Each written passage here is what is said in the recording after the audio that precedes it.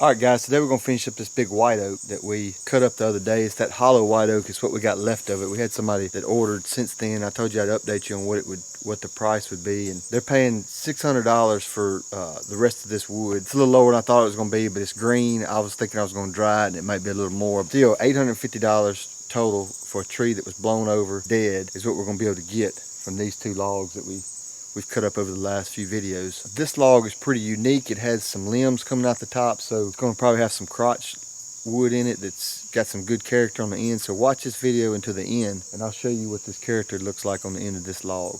And when you're cutting on your sawmill, you want to make sure that your blade is flat. There's a way to adjust the blade and it can get off. So if it's not flat, it's going to cause dips in your wood. There's an adjustment where it'll twist that blade up or down, and you just want to make sure that it's flat when you're cutting, because that blade's running at a high rate of speed and it can dip. You can see that part that almost looks like an axis. That's where you adjust that blade if it gets off. And we'll do a video on that in the future on how you adjust that blade, because it was something that kind of plagued me for a little while as I figured it out. So making sure your blade is flat is key to having a good lumber when it comes off the mill. If your blade's dipping, stop and fix it.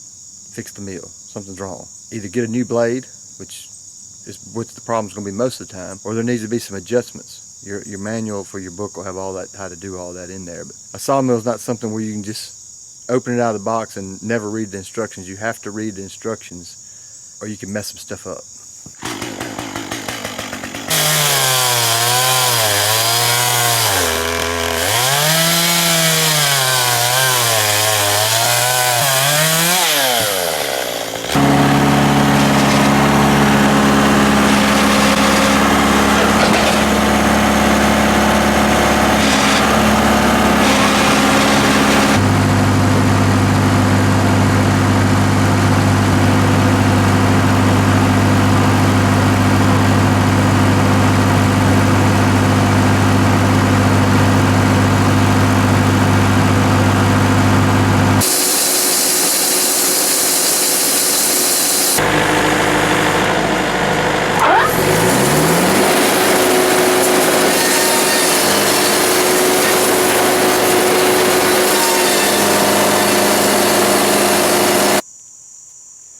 So let's look at this piece of wood that we cut off.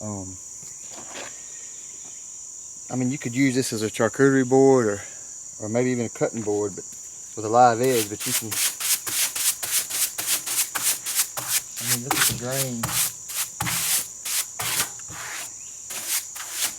This water will kind of show you how it would look.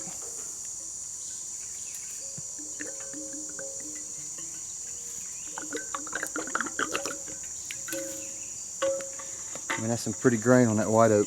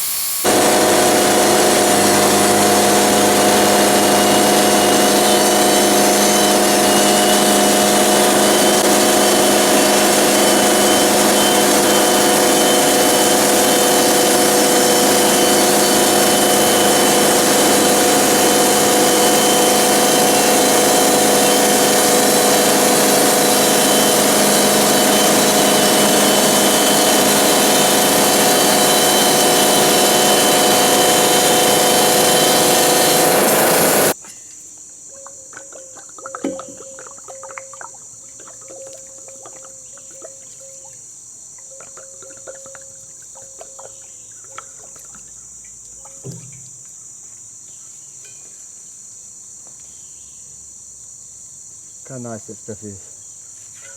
That's white oak.